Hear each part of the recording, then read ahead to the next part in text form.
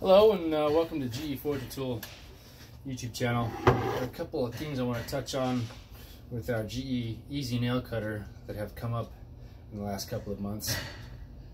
The first one is the stops. We put the stops down here to move the rivet closer to the head so you can get a bunch of leverage. Unfortunately, what we've ran into now, as you can see, the stops are flush all the way out to the end of the handles there. So if somebody was to grab it really nice and low there and then grab it and squeeze it, those stops, they pinch your hand and possibly tear some skin off, and you wouldn't like that. So our simple fix for this right now, for those of you that have a tool and are worried about this, simply on your grinding belt or just even your hand grinder, simply grind those back so they're rounded, and then the pinch point will be way in the middle, away from your hand.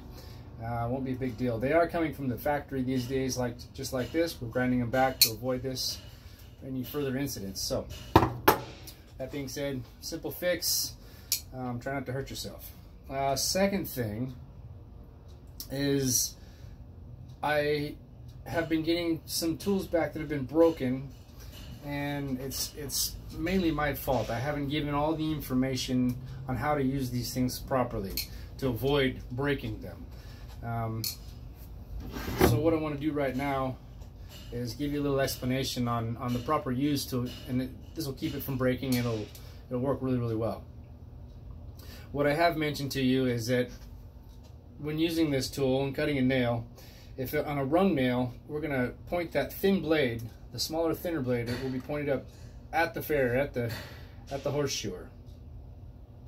On a folded nail, it works really well to do it sideways like this and pinch it straight off, and it'll leave that nail nice and rectangular and perfect. Or you can come in and simply use the corner of the tool, and you can kind of slide it around and get in there, and you can pinch it straight up and clip it off if you want to do it that way if you like. But what I forgot to mention is, when using this, it's not like your typical nail cutter where you have to hold it above the hoof there, the hoof wall, and cut it off.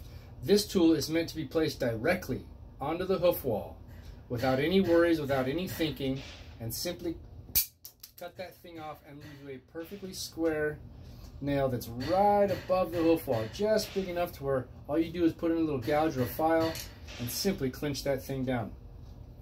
Now again, with the folded nails, you're going, well, how's that thing going to get in there? Well, if you go just off the corner of the tool, just so that corner of the tool is going to clear under the space that it makes after you block that thing, and then you put that tool directly against the hoof wall and simply cut it.